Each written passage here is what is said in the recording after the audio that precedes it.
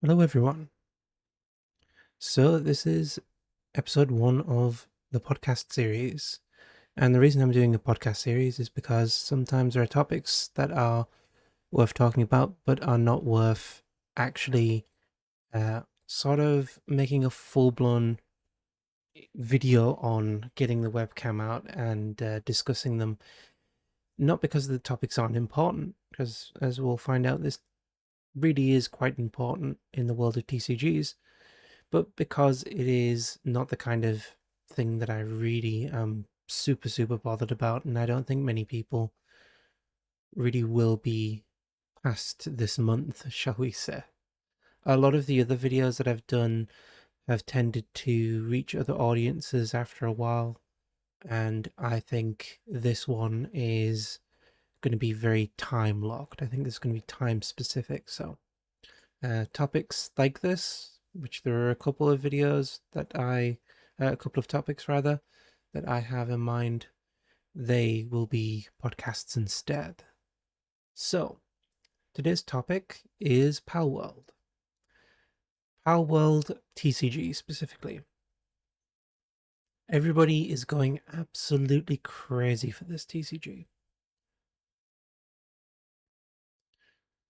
Now, whether or not people should be going crazy about this TCG is a whole other topic. And I think right now there's a lot of what I would call vacuous sentiment. People want the thing, they want Pokemon, but they really can't access it. It's supposedly getting easier to get to access Pokemon cards. I've still not seen any on the shelves. I've not particularly been looking because out of consumer habit being changed, in other words, out of me no longer looking because I'm used to the idea that they won't be there, which is a terrible thing, and it's really bad for your business. I no longer look in any store at all, and yeah, that's not usual. I've looked for Pokemon cards for quite a long time. There is just something very strange about just this whole situation, to tell you the truth, and I'm quite happy to actually just speak about it openly for a while. Uh, so sit back and get comfy and all of that jazz. There is a sentiment right now that the average person hates Pokemon for what it's doing, and if they don't hate Pokemon for what it's doing, maybe they should a bit.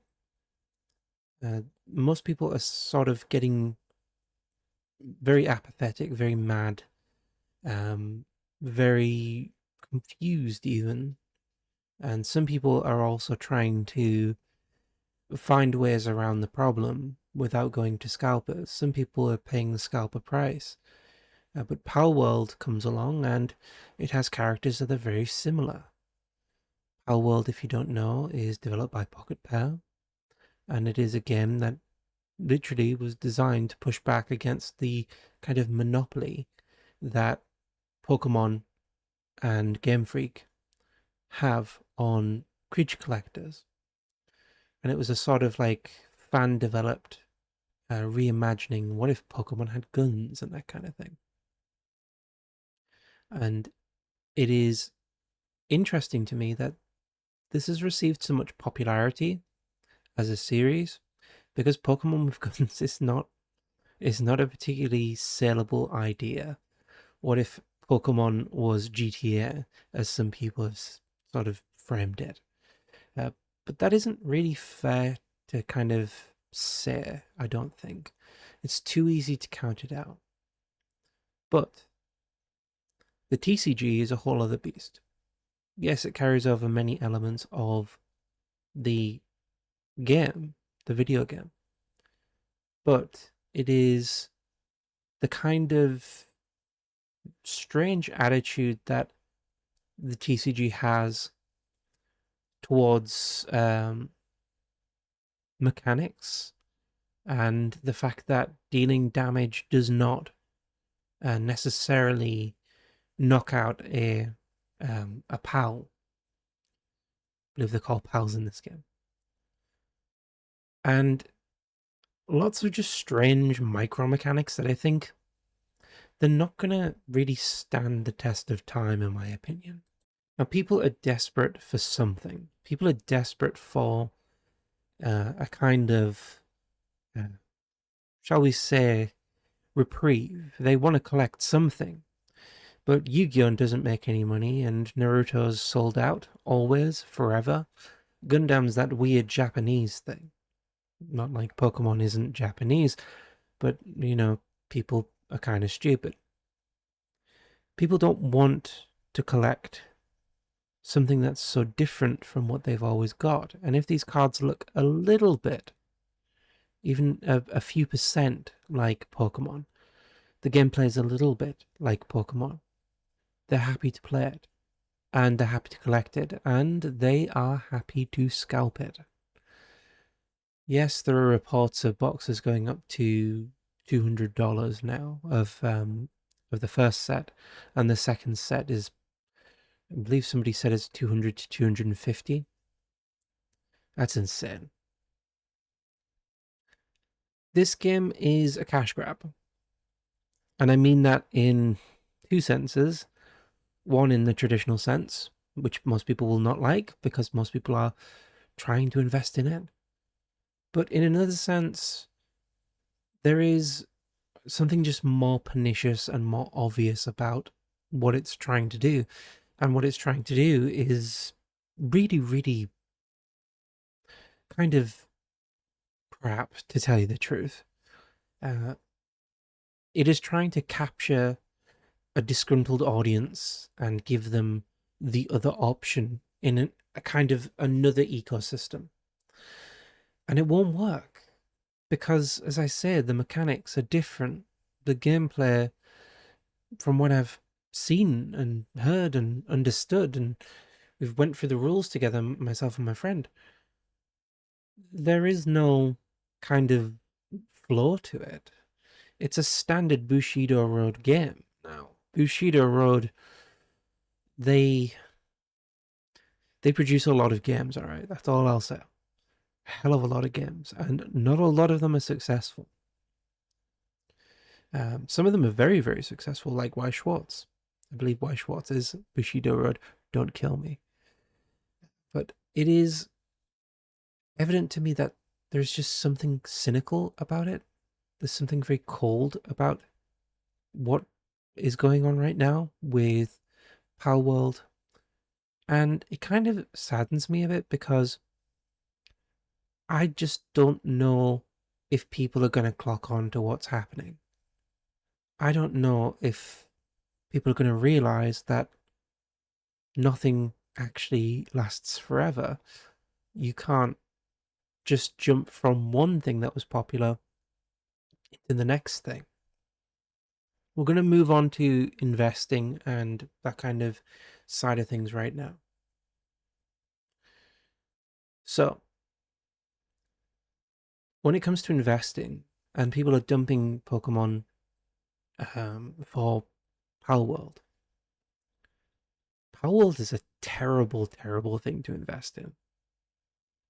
Bushido Road has multiple policies where they literally make sure that it is impossible for these games that they produce to be scalped.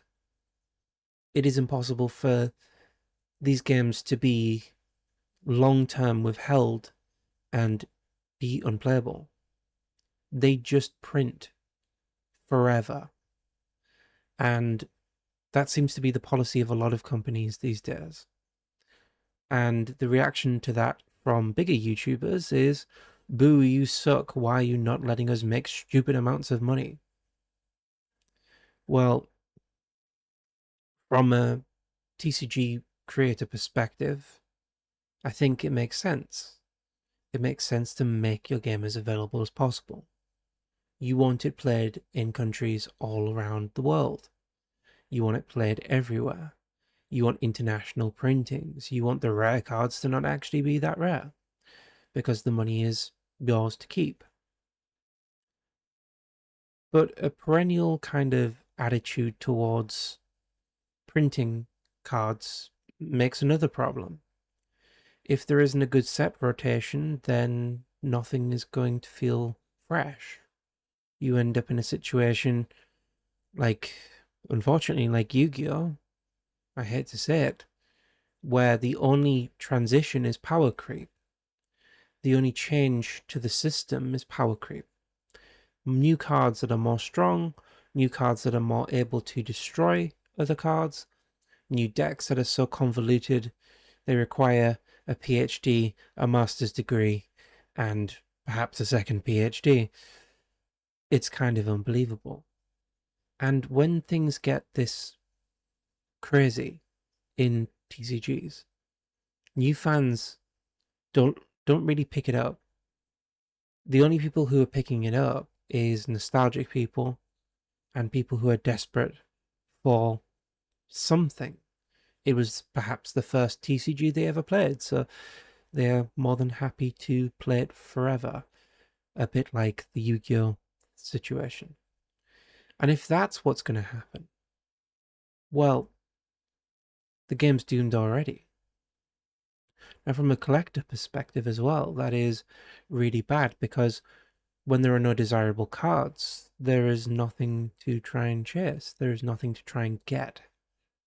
And the longer that that happens, the more that things get really uncomfortable in the TCG scene. And it's just a really complicated situation to try and map out. A lot of the bigger people right now are either very bullish or they are very nervous and nervous about what's going to happen. I fall firmly into the knowing what's going to happen third camp because TCGs have tried to topple Pokemon's throne many a time, and I've hoped and prayed that they do, but they don't. They don't last long. And the reason they don't last long is that Pokemon has something special to it, as much as I hate to admit that. It isn't just that there are funny characters that are drawn in a specific art style. It is more the fact that they are, well, very cute, very iconic, and they're well, most of them anyway, are generationally recognizable and enjoyable. They are something that is unique. The Pokemon art style is easy to recognize from a lineup of similar styles. And if you take a person who doesn't know Pikachu as a Pokemon and show them Pikachu, they'll probably know that it's Pikachu. Or they'll say, oh, I recognize that. It's from somewhere, I swear. Not true of Palworld. In fact, most people, I guarantee, unless they are diehard fans of it or played during the beginning, cannot name me one PAL. I can't name one PAL. Save for, well, I was going to say the cat, but my brain goes, oh, it's not Meowth. And that's the problem that Palworld's got as a whole identity, really. It is firmly in the shadow of Pokemon. And it knows that. And the gameplay can mock that. The gameplay can take the mickey out of that. The cards can't. Not really. Pocket Pen know what they're doing with Palworld. They know that it is a kind of tongue-in-cheek critique of Pokemon. Why not make them more kind of industrious? Why not use them how they're shown in the show as a part of the workforce? I believe that's what they were going for. If I'm wrong, let me know. But they also want to make their own designs. They also want to make their own things that they thought should live in this world. And to be completely honest, as much as people criticize and hate on Palworld, some of the designs are genuinely very unique and very interesting. My cynicism and hatred for Palworld is non-existent I was one of the early buyers of the game. But the TCG, that's a different story. As I say, as an investment opportunity, it is a terrible one. From a company that has said we will make sure that we have cards everywhere that we can, multiple times, and has made sure that they print forever. And even from what I remember other people saying, they print in China, which means that they can get their price rates really, really low. A little bit like some of the other companies that are producing card games right now, like Caillou.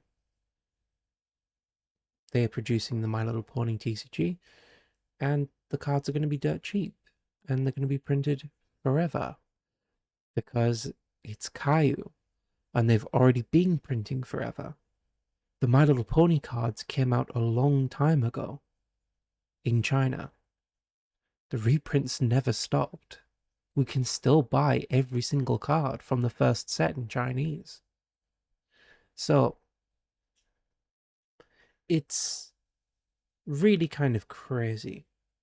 Just to clarify on that last point about Caillou, we can't buy the game pieces, the pieces that we play with. We can, however, buy the aesthetic cards. And those are the ones that most people are kind of interested in anyway.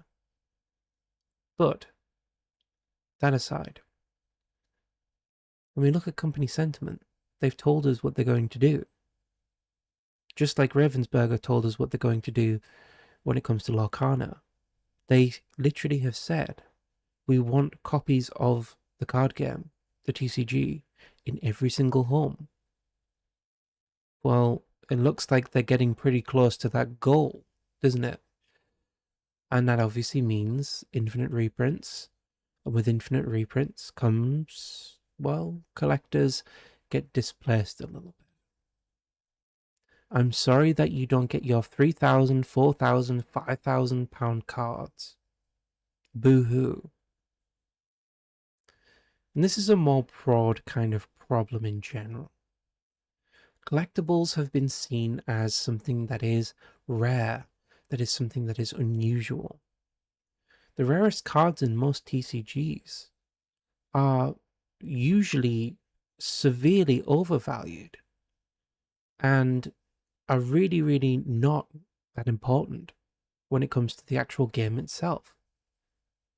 They just look pretty. They're nice to haves. And when we use collectibles as the only sole metric of everything, we start to see problems. We start to see cracks in the whole business model. We start to see the greed come out. And people latch onto these things as quote unquote assets when they're not. They're not assets. A person with a printer and some film can produce a near perfect copy of your card, but yours is original? Well, how are you going to tell the difference when we have 2D, 3D printers now? But anyway, that's a little bit off topic. The point is that we are in a complicated TCG landscape. Everybody wants a TCG. Everybody wants a slice of the pie. They want to dethrone or at least take some of the profit away from the big three. And the big three have problems. Very different problems, but they have lots of problems. So, that explains the existence of Palworld. That explains the existence of a lot of these other games that are coming out.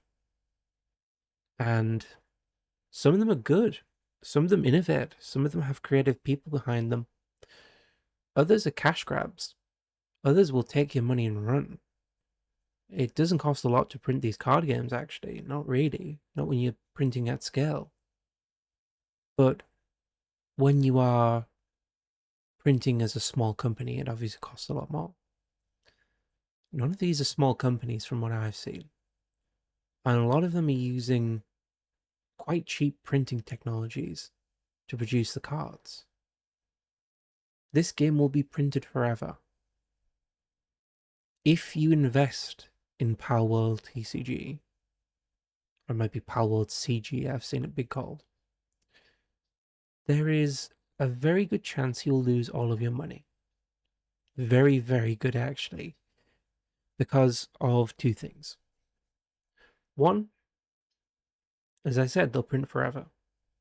Two, Palworld doesn't have the staying power. And three, there are lots and lots of things that could go wrong from now until release. For an example, if the main Palworld game has a really, really bad update, that could tank the TCG as well. It would be really, really bad, actually, for the TCG.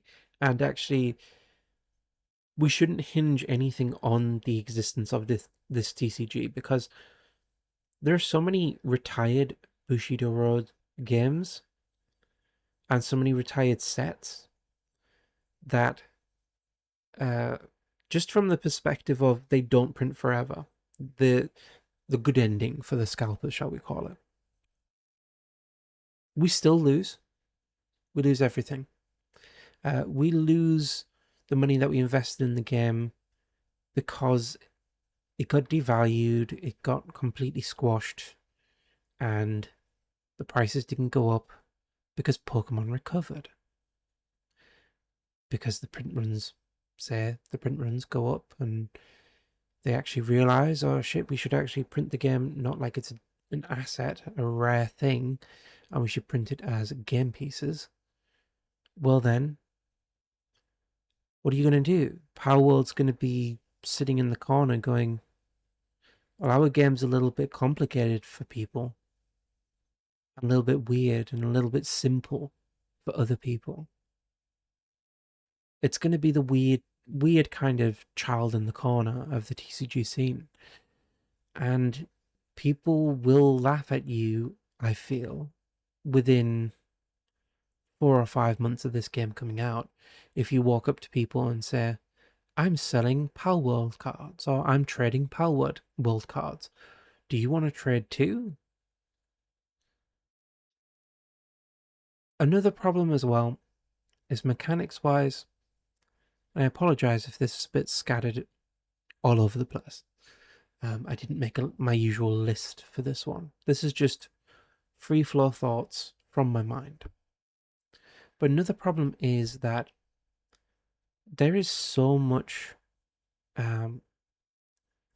resistance when it comes to the game design, for me personally, because the game design is taking elements of other games, keeping the names the same, and saying this is what makes our TCG unique. And then, like, for example, there's life points, there's all of these other aspects. And of course, the argument can be made, we are running out of things, at least right now, that can be called uniquely a card game, or an element of a card game. And that is one thing. That's fine. We can run out of things that we call a card game. If we want to repeat elements, that's fine. It happens. They've literally got life point counters. I believe they've got graveyard. They've got the bench as well, which is selling a little bit close to the sun, if you ask me. They've got all of these terms from other games. They've got shields, I think, from memory. They've got all of these other terms from other card games, and it just rings of something is fishy. The art is nice. The foiling could be nice. It could be crap. Who knows? But I just want to warn you, do not invest in this game if you have the means to risk it. Go ahead. That's your prerogative. But if you don't, if it's all or nothing, if this is you betting the farm, so to speak, do not invest in this game because it's unstable, it's new. Palworld's a new IP, and only within the past 3 months, 4 months, is the game actually considered properly stable and playable. 1.0 just released. Hooray for that. People are enjoying it. But that doesn't make a good, stable, strong franchise to invest in. And it makes an even less stable TCG to invest in. What if one day they decide, actually, the guns don't work, we're sick of the guns, we want knockout blasters? And I was thinking about this the other day. We want knockout blasters instead. Well, that's a problem, isn't it? Because we've already printed gun cards. And by the way, the gun cards don't do what you think they do. They just boost damage and have an effect. It's really weird. Game design is really, really weird. Action phases and turns and life points and shuffle this and shuffle that. No, it's just really weird. Don't like it. But as an asset,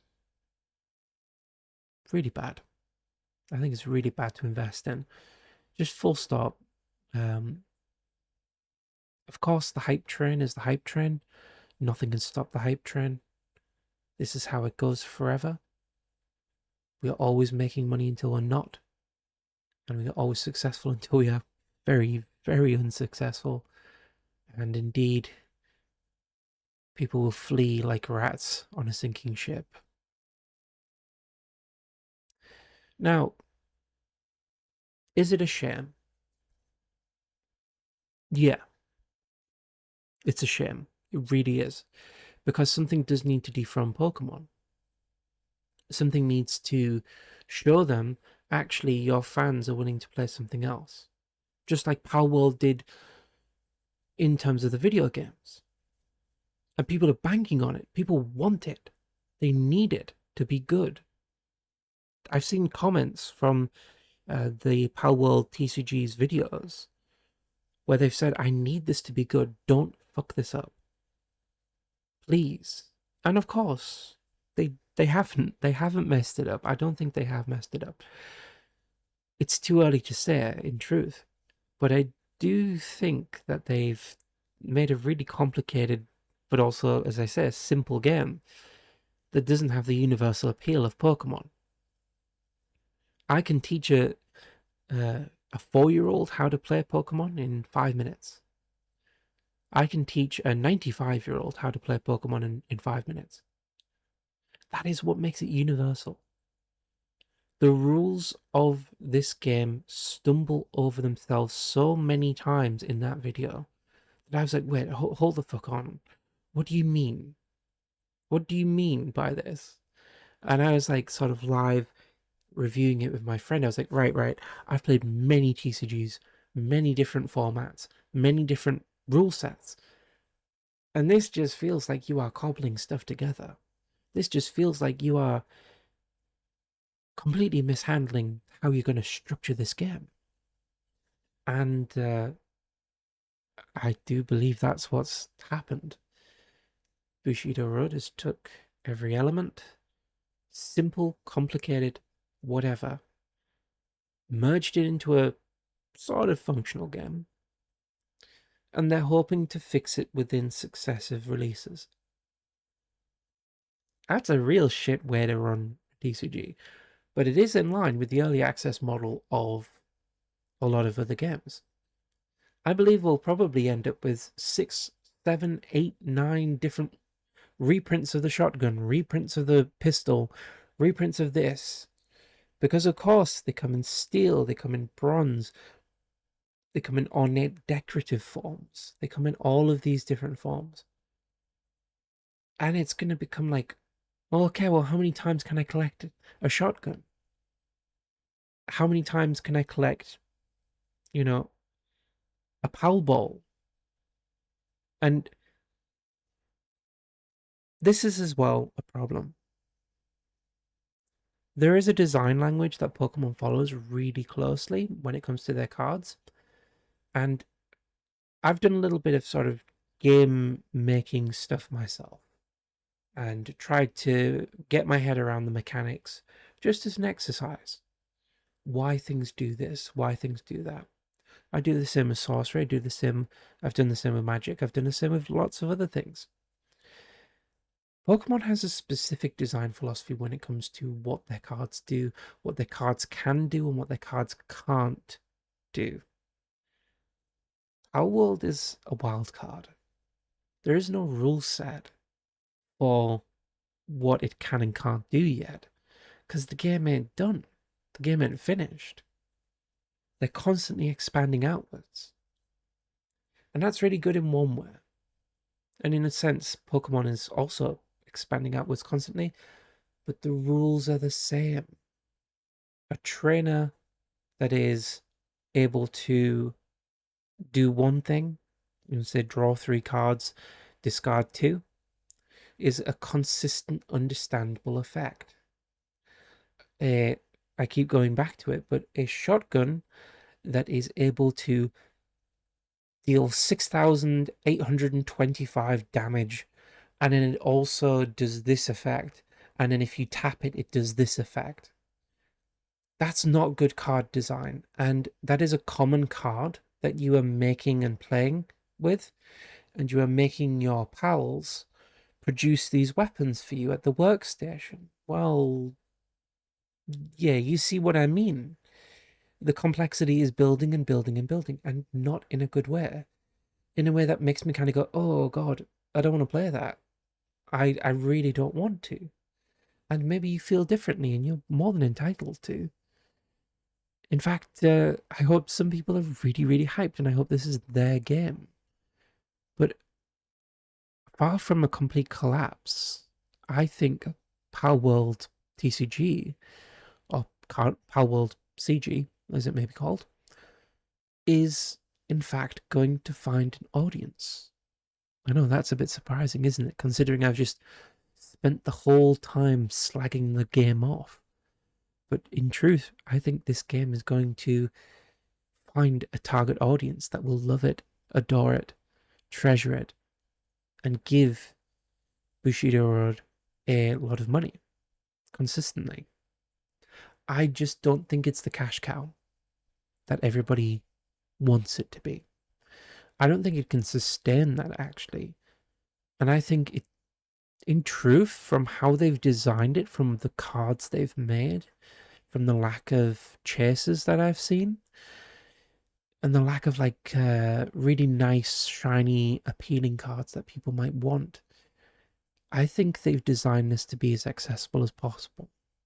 If you pull a rare card, brilliant, you're having a really good day. That's it. That's it. You're having a good day.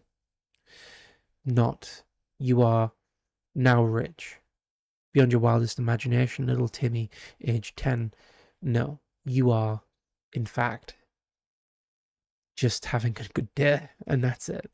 And I think maybe £10, £15, £30, £120, whatever. That's fine for a card. For the top set card, £120. I can't argue with that. That's a pretty good price.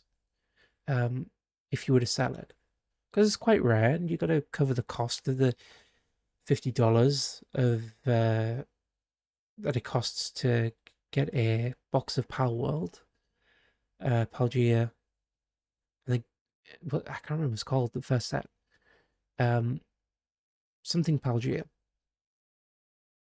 Cover the cost of like a couple of boxes that it took to get that card, and yeah, that's a reasonable price. I was happy to sell cards for less than that in Pokemon TCG. We just need to snap out of this mindset. We need to. As a group, and I don't think it's the main people who are playing. I don't think it's the people who are just enjoying themselves. I don't think it's the people who like cracking packs. I think it's the people who like exploiting trends.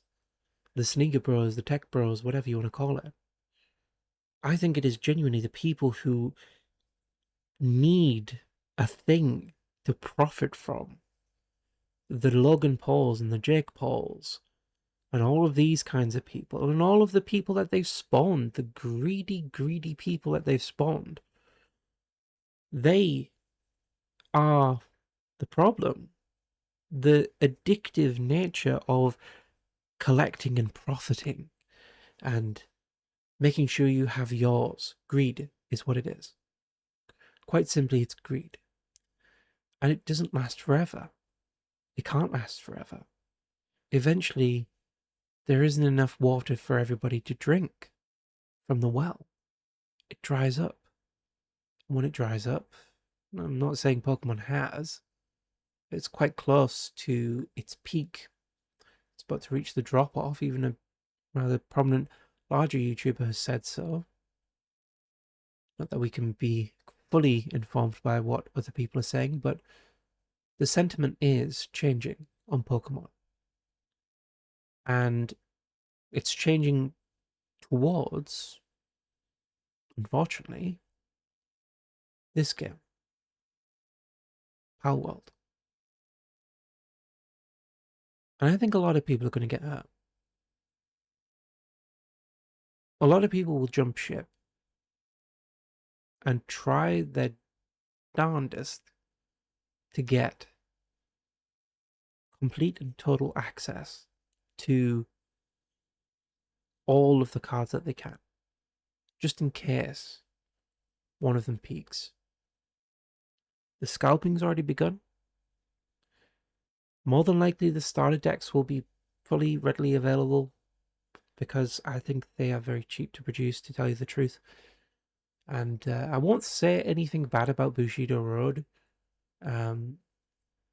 They produce a couple of card games that I'm quite interested in kind of circling back on.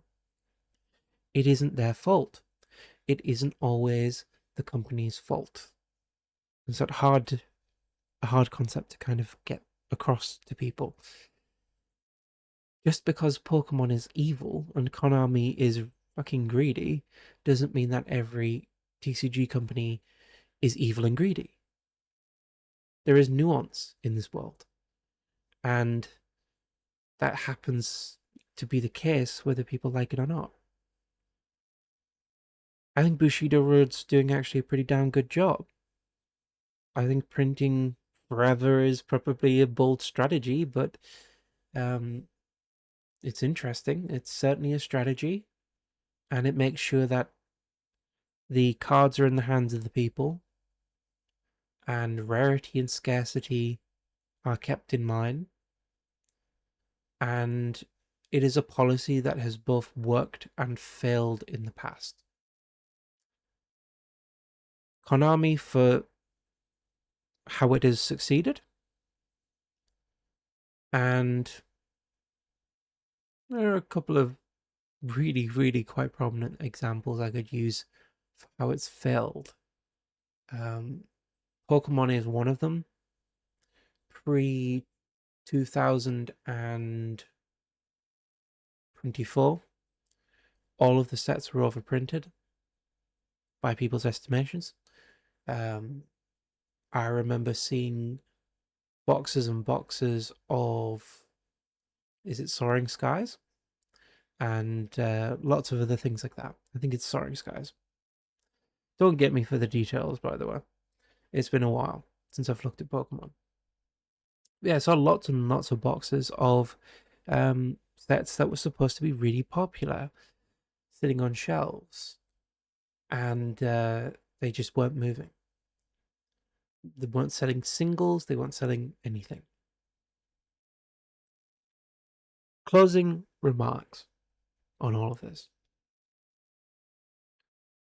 Don't get pulled into hype. Do not see the world blindly as opportunity. Not everything is worth jumping on. Not everything is worth grasping by the horns. And there is nuance in all things. Really strong nuance in all things. I think it's worth pointing that out over and over again. Because as I say, Palworld will succeed. The scalping stuff and the collecting side of Palworld will die. It won't work. It lacks the raw, shall we say, charisma of Pokemon, the unique style, the beauty, the interest, the appeal on the eye, and the universality of Pokemon, the nostalgia, the goodwill of Pokemon. Yes, some does still exist. I'm as surprised as you are. Yeah, Pokemon's done a lot to break people's will if you're not aware. Just beware. As with all things, beware. Palworld will succeed and make a lot of money. This money will propel them forward into the future. The collectible side of things will die. People will lose a lot of money. Some people will make some real money. And there's always the temptation to become a reseller of Palworld. Niggles at the mind. But it's risky. Just because people are interested in the thing today doesn't mean that they are interested in it forever. And there is, of course, to wrap things all the way up, the perspective that our world will die and it will come back. Have a resurgence when an update comes out. And it updates quite regularly, actually. Maybe that's true.